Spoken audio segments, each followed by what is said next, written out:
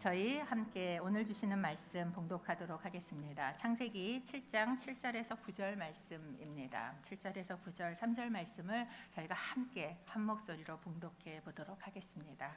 시작. 노아와 그의 아들들과 그의 아내가 그의 며느리들이 홍수를 피해 방주로 들어갔습니다. 정결한 동물들과 정결하지 않은 동물들, 새들과 땅에서 기어다니는 모든 것들이 하나님께서 노아에게 명령하신 대로 암수 한 쌍씩 노아에게 와서 방주로 들어갔습니다. 아멘. 그리스도께서 우리를 위해서 죽으시고 교회의 머리 되심에 감사합니다. 하나님, 우리에게 아름다운 교회를 주시고 이렇게 마음으로 기쁨으로 섬길 수 있게 하셔서 감사하고, 이 땅의 교회들이 주님 안에서 그 놀라운 기쁨을 더욱더 회복하고 이 세상 가운데 임하시는 하나님의 임재의 증거되는 교회 되도록 주님이 역사하여 주시옵소서. 교회가 세상의 소망임을 잊지 않고 세상의 소망된 증거들을 늘 나타내는 복된 공동체 되게 하여 주옵소서. 특별히 핍박 가운데, 어려움 가운데 주님을 섬기는 그 모든 선교지들의 예배 처소처소마다 성령님 도와주시고 보호하시고 인도하시며 하나님의 능력과 하나님의 축복이 날마다 넘치게 하여 주시옵소서. 예수님의 이름으로 기도하옵나이다. 아멘.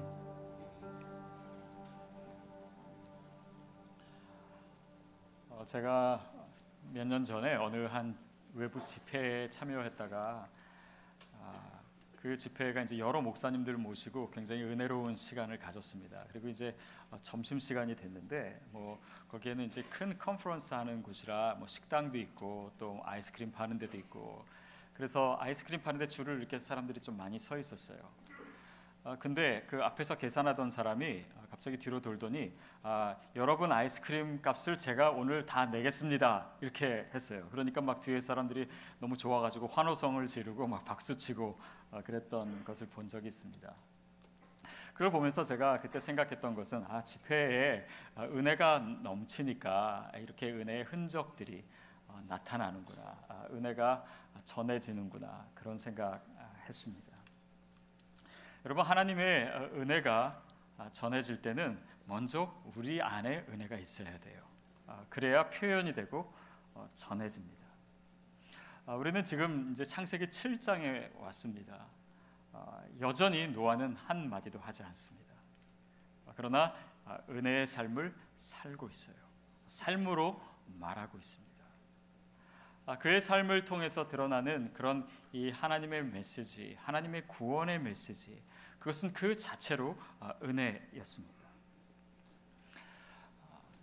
제가 아는 어떤 분이 이제 그런 거 하나 가르쳐 주시더라고요. 이렇게 운전하다가 끼어들기를 잘하려면은 어떻게 하면 되냐면 이미 끼어든 차 앞으로 가면은 자리를 내준다라는 거예요.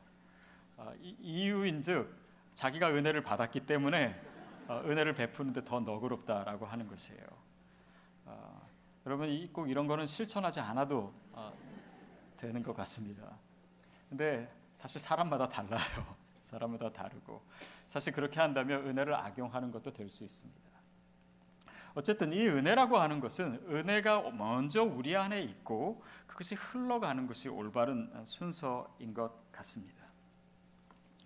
자, 오늘 본문 말씀에서 보면 이 은혜가 어떻게 체험되고, 우리가 먼저 체험해야 나눠줄 수 있는데 어떻게 체험되는지에 대해서 굉장히 중요한 힌트를 우리에게 보여주고 있는데요.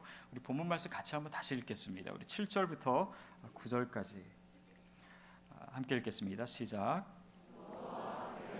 그가 그의 아내와 그의 며느리들이 홍수를 피해 방주로 들어갔습니다. 정결한 동물들과 정결하지 않은 동물들, 새들과 땅에서 기어다니는 모든 것들이 하나님께서 노아에게 명령하신 대로 암수 한 쌍씩 노아에게 와서 방주로 들어갔습니다. 노아의 방주에 타는 탑승자 명단이 나와 있습니다. 노아가 들어가고 노아의 아내, 노아의 세 아들과 그 며느리들이 들어가요. 그리고 각양 동물들이 이제 한 쌍씩 앞으로 나와서 방주 안으로 들어가는데 거기에 한 가지 구분이 나옵니다. 정결한 동물 그리고 부정한 동물. 이것을 보면서 왜 하나님께서 바로 이 상황에서 정결하고 부정한 것을 얘기하실까? 그 구분을 굳이 말씀하시는 이유는 무엇일까를 생각해 봅니다. 사실 동물들이 뭐가 정결하고 뭐가 부정한지는 레위기에 나오고 신명기에 나옵니다. 근데 그때는 사람이 뭘 먹을 수 있는지, 그래서 정결한 것은 먹을 수 있고 부정한 것은 먹지 마라라고 하는 의미에서 그렇게 나눈 것이죠. 근데 사실 이 법은요, 언제 주어졌냐면 지금 창세기 6장보다 훨씬 뒤인 모세가 이스라엘 백성을 데리고 출애굽한 다음에 시내산에서 받은 율법이에요. 그러니까 그때 그 부정과 정결에 대한 기준이 오늘 이 창세기 말씀에 적용되는 것은 사실은 아닙니다. 더욱이 지금 창세기의 사람들은요, 아직 고기를 먹지 않아요. 이 육식을 먹는 것이 허용되는 것이 창세기 9장에 가서입니다. 홍수가 끝나고예요. 그런 상황에서 정결하고 부정한 것은 과연 무슨 의미가 있을까요? 사실 오늘 본문을 이렇게 가만히 보면은 오늘 본문 자체에선 드러나지 않지만 이 정결함과 부정함의 기준을 우리가 찾아볼 수는 있습니다. 창세기 8장 20절에 보면 어떤 얘기가 나오냐면 노아가 홍수를 다 끝난 다음에 하나님께 제사를 드려요. 제사를 드리는데 정결한 짐승으로 제사를 드립니다. 그러니까 정결한 동물은 하나님께 제사 드릴 수 있는 동물이고 부정한 것은 제사를 드리지 못하는 동물이구나 생각해 볼 수 있습니다. 그럼에도 불구하고요, 제 의미는 여전히 남습니다. 아니 왜 제사를 이렇게 정결한 동물을 드리면 굳이 부정한 동물도 방주에 타게 하실까? 그리고 지금 제사랑 전혀 상관없는 상황에서 왜 정결한 동물과 부정한 동물을 굳이 나누시는 이유는 무엇일까라고 하는 것입니다. 학자들은 이런 얘기합니다. 그거는 창세기가 사실은 쓰여진 게 모세 시대든 아니면 포로기 이후에 쓰여진 거기 때문에 그것을 소급해서 생각하면 이런 표현이 나올 수 있다라고 얘기를 해요. 그럼에도 불구하고 사실 그 기준이 오늘 이 상황에서 쓰여진 데는 거기에는 특별한 이유가 있지 않나 싶습니다.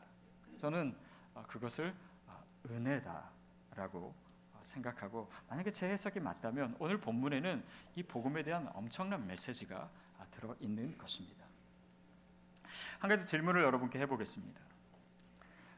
여러분, 이 방주에 동물들이 들어가는데 이 정결한 동물들이 방주에 들어가면서 더 행복해 할까요? 아니면 부정한 동물들이 들어가면서 더 행복해 할까요?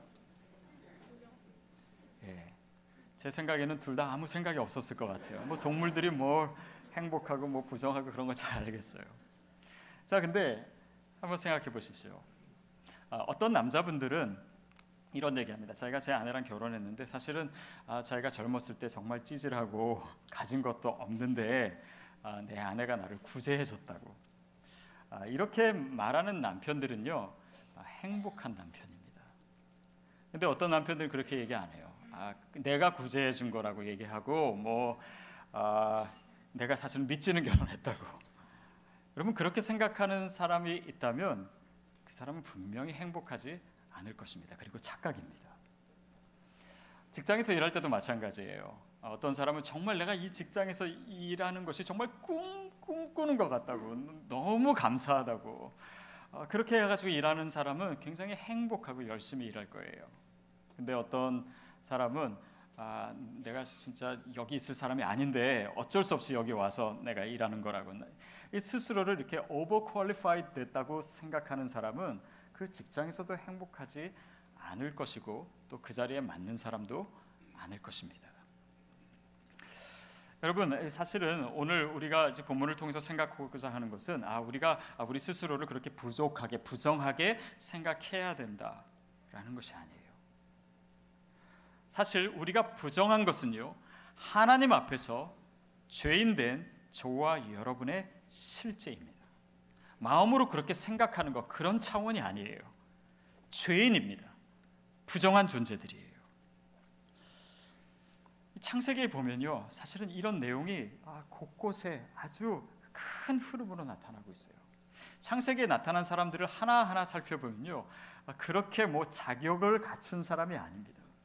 또 그 가문을 보고 이름들을 봐도요, 어떻게 보면 창세기에 있는 그 계보들은 진짜 이 콩가루 집안이다라는 것을 생각할 수밖에 없어요. 가인도 동생을 죽인 사람이죠. 라멕도 살인을 하고 또 그것을 자랑스럽게 얘기하고 일부 다처제를 들여온 사람이지요. 또 아브라함의 조카 롯을 보십시오. 롯은 자기가 잠든 사이에 딸들이 아버지와 동침해서 자녀를 낳습니다. 그런 수치스러운 이야기들이 창세기에 많이 있어요. 또 야곱의 아들 르우벤은요, 자기의 그 어머니 첩중에, 그러니까 야곱의 첩중에 한 명이랑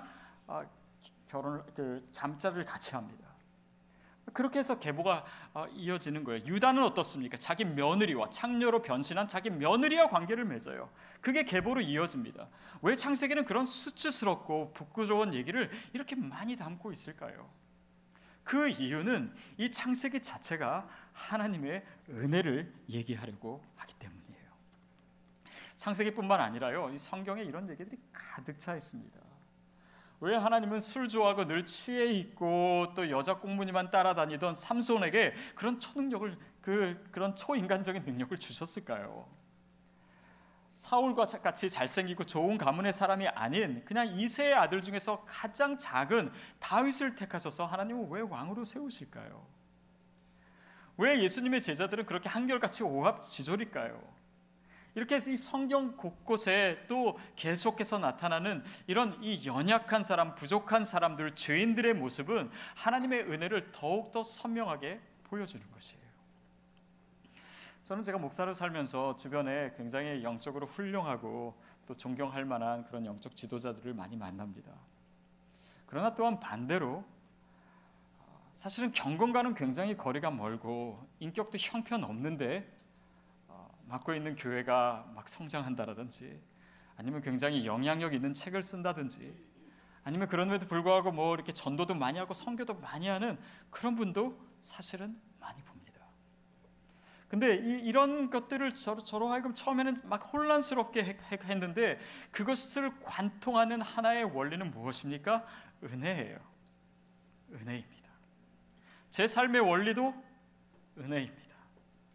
여러분 생각해 보십시오. 하나님께서 나를 왜 이렇게 사랑하실까? 왜 하나님께서 나를 축복하실까? 그것이 이해가 안 돼야 됩니다. 왜냐하면 은혜라고 하는 것은 이해가 안 되는 거예요. 우리의 상식이 아닙니다. 은혜가 이해가 된다라고 한다면 그것은 우리가 은혜를 오해하고 있는 것입니다. 이렇게 하나님의 은혜는 우리가 받을 자격이 없는데도 불구하고 우리에게 계속 주어지고 있는 것이에요. 그것이 바로 구원이고, 그것이 바로 부정한 동물이 방주에 들어가게 된 의미입니다. 여러분, 성경에서 문제 삼는 사람들은요, 연약하고 부족하고 죄 있는 사람들이 아니에요.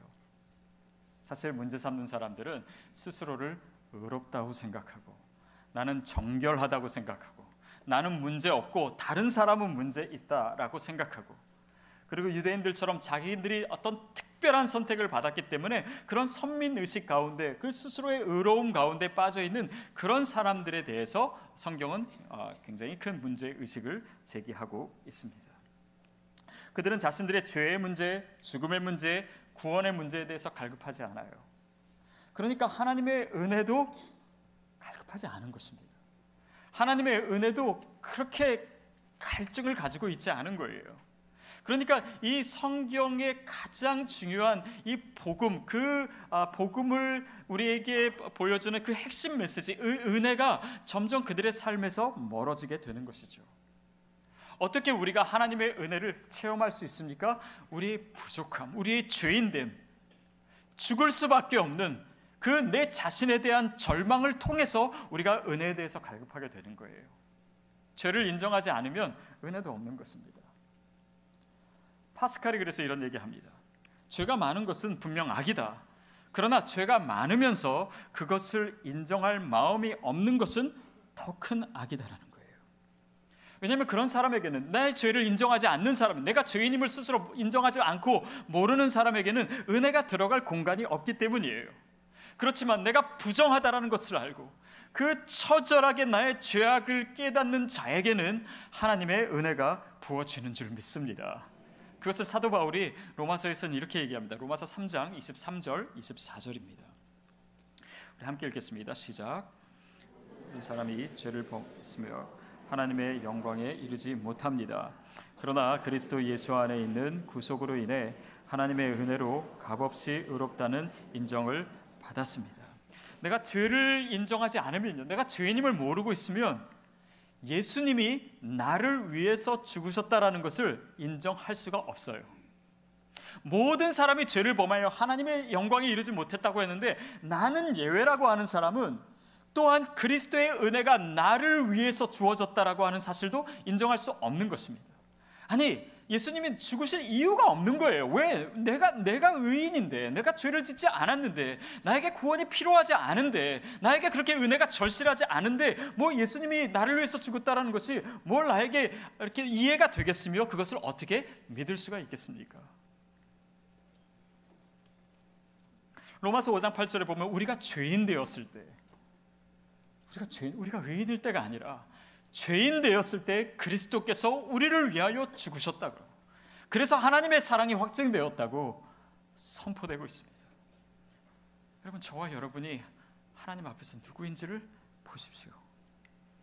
믿음이라는 것을 하는 것은 자기 자신을 정확하게 볼 수 있는 능력이에요.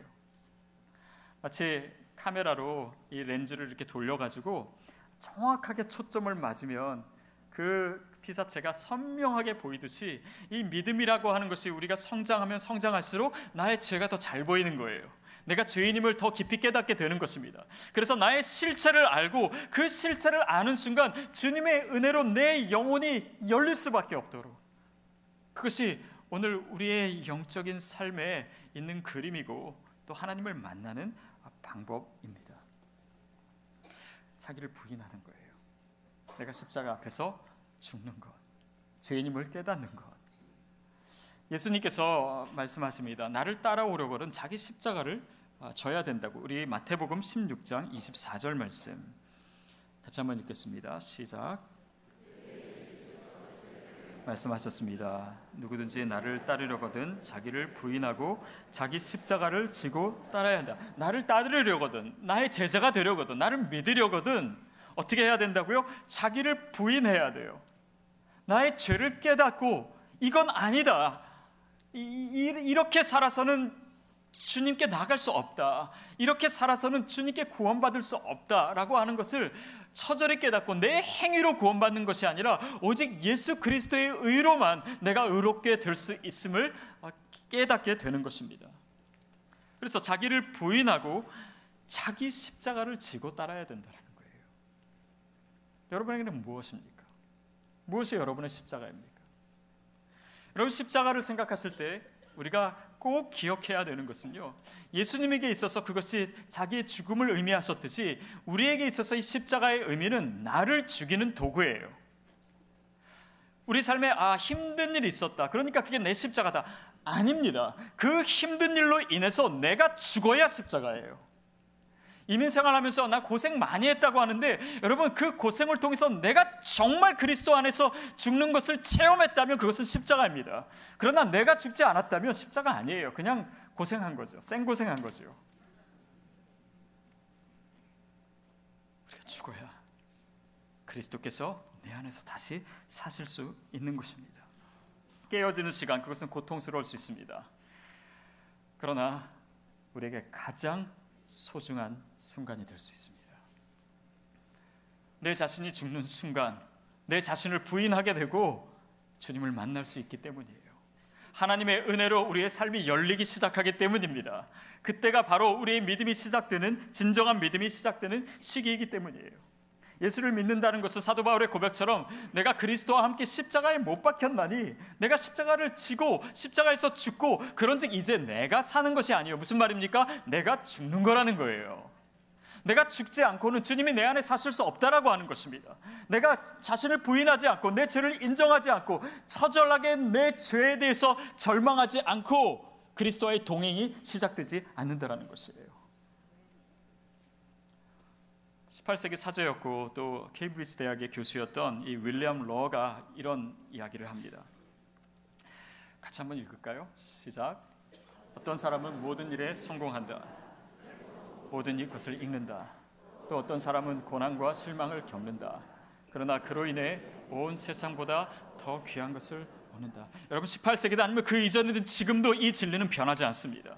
어떤 사람은 모든 걸 얻어요. 잘 돼요. 남들이 부러워해요. 그러나 가장 중요한, 아니면 어쩌면 그 인생 모든 것을 잃는 것입니다. 그러나 어떤 사람은 슬픔과 어려움과 실패와 고난을 경험해요. 그러나 그것을 통해서 인생의 가장 소중한 것을 얻고 그것은 또한 모든 것을 얻는 축복의 통로예요.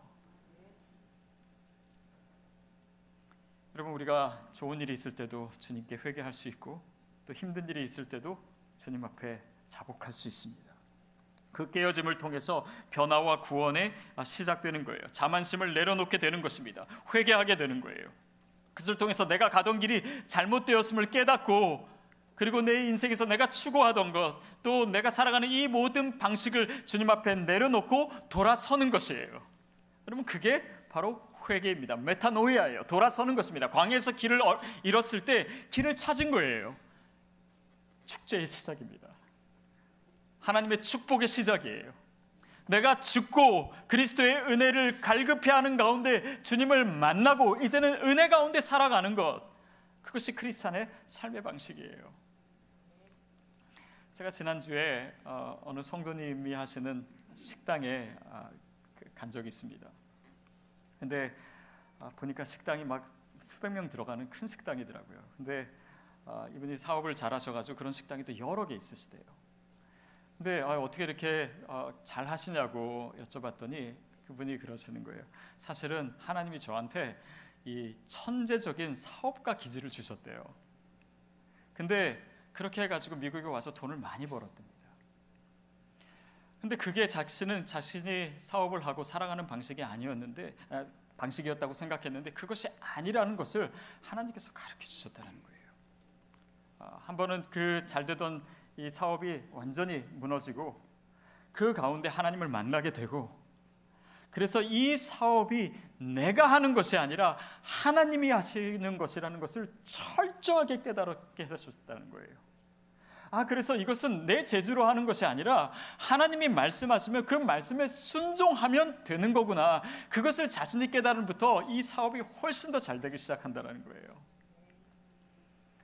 여러분, 저는 이것이 오늘 우리의 삶의 원리라고 생각이 돼요.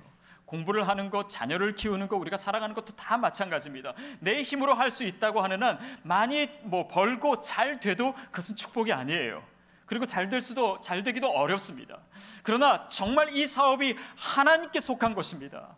나에게 모든 허락하신 것들이 하나님이 주인이십니다 라는 것을 고백할 때 하나님의 방법으로 내 삶을 이끌어 가시도록 내어드리는 거예요. 순종하는 것입니다. 내가 생각하지 않은 그런 하나님의 지혜가 부어지는 그것을 따라갈 때 우리의 삶에 놀라운 은혜와 축복이 있을 줄 믿습니다. 그게 우리에게 주신 하나님의 축복의 방식이에요. 보십시오. 이 어거스틴이라고 하는 사람은 이런 얘기를 합니다. 하나님은 손이 비어있는 자에게 주신다. 내가 든 것이 많고 받은 것이 많아가지고 손이 꽉 채워져 있는 사람은 하나님의 선물을 받을 수 없어요. 하나님의 지혜를 소유할 수 없습니다. 하나님의 능력으로 살아갈 수가 없어요. 그러나 나의 부족함을 깨닫고 나의 자신을 부인하고 하나님의 주권됨을 다시 인정하는 자에게는 하나님의 은혜가 부어지기 시작하는 거예요. 그래서 자신에게 그렇게 부인하고 또 절망할수록 하나님의 은혜에는 더 가까워지는 것이죠. 여러분, 그것이 하나님의 은혜가 우리 안에 들어오고 그 은혜를 체험하는 삶이고, 그리고 더 나아가서 그 은혜를 드러내는 삶이에요. 왜 하나님께서는 지금 이 방주 앞에서, 그 문 앞에서 동물들을 그렇게 정결하다, 부정하다 구별하실까요? 여러분, 선이 있어야 악이라고 하는 것을 깨닫습니다. 그리고 악이 있어야 선이라는 것을 깨달아요. 결국 이것은 내가 부정한 것을 깨닫게 하시기 위한 하나님의 표현이에요. 은혜의 자리에 들어갈 수 있기 때문에, 그래야 은혜의 자리에 들어갈 수 있기 때문에, 내가 부정하다는 것을 모르면 이것이 은혜인지도, 이것이 구원인지도, 이것이 하나님이 나에게 주신 축복인지도 모르고 살기 때문에 하나님은 오늘도 이 정함과 부정함에 대해서 우리에게 얘기하고 계시는 것입니다. 동물들이 아니에요. 오늘 우리에게 말씀하시는 메시지입니다. 결국 자기를 부인하고 자기 자신이 십자가 안에서 죽고 그 가운데 예수님을 만나고 우리의 영혼이 하나님의 은혜를 향해서 열릴 때 그 은혜가 체험되고 또 흘러가기 시작하는 거예요. 저는 교회를 섬기면서 우리 성도님들 가운데 그런 은혜의 흔적들을 볼 때마다 너무 감격합니다. 하나님과 더 가까워질수록 그 은혜를 표현하고 싶어 하는 거예요. 어떤 분은 이제 더 주님께 더 가까이 오시니까 교회 내에서 물어보시는 게, 교회 내에서 제일 힘든 일이 뭐냐, 제일 어렵고 제일 낮은 일이 뭐냐, 화장실 청소라 그러니까 화장실 청소, 러빙핸드 들어가서 화장실 청소하시고, 또 어떤 분들은 정말 이렇게 그 질병의 고통을 통해서 정말 이 생명을 주시는 것이 얼마나 감격스러운 은혜인지를 깨닫고, 그리고 어려운 분을 도와주는 그런 일들을 더 적극적으로 하시고, 또 저희 교회 장로님 중에 한 분은 이렇게 피택 받았을 때 이렇게 은혜를 표현하시더라고요. 매 주일간 오셔서 교회의 모든 유리창을 닦으시는 거예요. 보는 사람 하나도 없을 때 유리창 닦고, 그렇게 그 하나님의 은혜를 드러내고, 여러분, 세상에 이 은혜가 흘러가고 이 시대 가운데 그런 이 은혜로 살아내는 사람이 많은 그런 모습은 오늘 우리의 삶에서도 나타나야 되는 것입니다. 그것이 은혜의 증거예요. 은혜를 받은 자만이 드러낼 수 있는 것입니다. 사도 바울을 보십시오. 그가 다메섹 도상에서 예수님의 음성을 들었어요. 자신은 지금 예수 믿는 사람을 죽이러 가고 있었습니다. 그런데 사울아 사울아, 네가 왜 나를 핍박하느냐. 그리고 여전히 그를 사랑하시는 그 하나님의 은혜, 자신에게, 그 죄인이었던 자신에게 거룩한 소명을 주시는 그 하나님의 은혜를 깨닫게 된 거예요. 그러니까 이 사도 바울은 그 은혜로 인해서 그 은혜를 자랑하고 전할 수밖에 없는 것입니다. 사도 바울이 신약성경에 27권 중에 13개를 써요. 그러나 이 서신마다 같은 패턴입니다. 맨 처음에는 하나님의 은혜를 찬송해요. 그에게 주신, 내가 최방자요 포행자였는데, 나는 그러나 예수님을 핍박하는 사람이었는데, 나는 죄인 중에 괴수였는데 하나님께서 나를 사랑하시고 나에게 이 거룩한 직분을 맡겨주신 그 은혜를 목이 터져라고 외칠 수밖에 없었던 거예요. 그 은혜를 증거하며 살 수밖에 없었던 것입니다. 여러분, 그것이 저와 여러분의 삶인 줄 믿습니다. 우리가 그리스도 안에서 죽고, 여러분 보세요. 사도 바울은 그 예수님을 만나는 그 순간에요, 자신이 추구하던 그 모든 것을 부정해야 됐어요. 자기가 옳다라고 생각했던 것, 자기의 신념, 자기의 가치관, 자기의 인생의 목적, 이것이 다 잘못돼. 여러분, 이것은 정말 자기가 죽는 것과 같은 그런 경험입니다. 여러분, 예수를 믿는다는 것은 내가 세상에서 하던 대로, 생각하던 대로 다 그렇게 하면서, 그리고 예수도 믿는 것이 아니에요. 이 모든 예전의 가치관과 정면적으로 하나님께서는 도전하시는 거예요. 예수님을 만나고 자기를 부인하고 내가 십자가 안에서 죽는다라고 하는 것은 내 삶의 전체가 바뀌는 것입니다. 은혜의 삶으로 바뀌는 거예요. 그래야 은혜를 갈급해할 수 있기 때문에, 그래야 내가 잘못되었음을, 내가 죄인임을, 내가 죄인 중에 괴수임을 깨달을 수 있기 때문에, 그래야 주님의 은혜 가운데 나갈 수 있는 것입니다. 그래서 부정한 동물이 그 문을 통과해서 방주에 들어가게 된 것이에요. 여러분, 우리가 창세기를 읽어가면서 아담과 하와가 선악과를 따먹고, 그래서 뭐가 선인지 뭐가 악인지도 모르고 자기 중심적으로 살아가는 모습, 그것이 이 세상의 문화고 오늘 이 시대의 모습입니다. 그 시대 가운데 살면서 우리도 그렇게 이 죄의 습성 가운데 있으면서 이것을 떨쳐버릴 수 있는 유일한 길은 내가 십자가 안에서 죽는 거예요. 주님을 만나는 것입니다. 그래야 우리의 삶의 방향을 바뀌어서 은혜와 축복의 자리로 나갈 수 있어요. 그게 우리가 걸어가야 되는 과정이고 정도예요. 예수님께서 요한복음 10장에 보면 나는 양의 문이다 얘기하십니다. 이 문을 통과하지 않고는 아버지께로 갈 수가 없는 거예요. 예수 그리스도의 십자가입니다. 내 자신이 그리스도와 함께 죽는 거예요. 그래야 그 문을 통과해서 이 십자가를 통해서 부활에 참여하고 이 십자가를 통해서 하나님의 은혜의 바다 가운데 나가게 되는 것이에요. 그 과정을 생략하면 진정한 크리스찬이 될 수 없습니다. 1980년에 이 버스턴 마라톤 대회 때 여자 중에 가장 일찍 들어온 사람이 이 로지 루이스라고 하는 사람입니다. 근데 이 사람이 1등으로 들어오고 보스턴 마라톤 기록상 여자 중에 가장 빠른 기록으로 들어왔는데 이렇게 시상까지 다 했는데 나중에 보니까 좀 이상한 거예요. 사람들이 의심을 갖기 시작한 거예요. 왜냐하면 다른 선수들은 다 땀에 젖었는데 이 사람은 그냥 별로 땀도 많이 흘리지 않고, 다른 마라톤 선수들은 그냥 이렇게 훈련을 많이 해가지고 막 몸이 단단하고 근육질인데 이분은 별로 그렇지도 않고, 나중에 알아보니까 결승점 1마일 전에 몰래 들어온 거예요. 그러니까 우승은 하고 싶고 영광은 받고 싶은데 과정을 생략한 것입니다. 여러분, 이것이 영적으로도 벌어질 수 있어요. 우리가 그리스도 안에서 산다고 하면서 영광을 취하고 하나님의 칭찬도 받고 싶고 하나님의 축복도 받고 싶어요. 진정한 크리스찬 되고 싶은 마음도 있어요. 그러나 그 십자가에서 나의 죽음이 없다면 그것은 과정을 생략한 것입니다. 여러분, 오늘날 많은 크리스찬들이 예수를 믿으면서 이 과정을 생략해요. 자기를 부인하고 자기가 죽고 그런 이 십자가의 체험이 없는 크리스찬들이 많습니다. 그렇기 때문에 삶의 목표도 변하지 않고 가치관도 변하지 않고 내 인격도 변하지 않고 예수를 믿는 거지만 뭘 믿는 것인지 잘 모르고 예수를 오래 믿지만 삶도 변화되지 않고 내 삶에 은혜가 나타나지도 않고,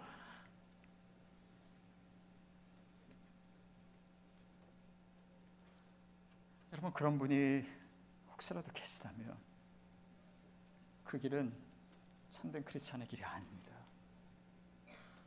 저는 저희 성도님 중에 정말 이 은혜의 정도를 걸어가는 분들이 많아서 감사합니다.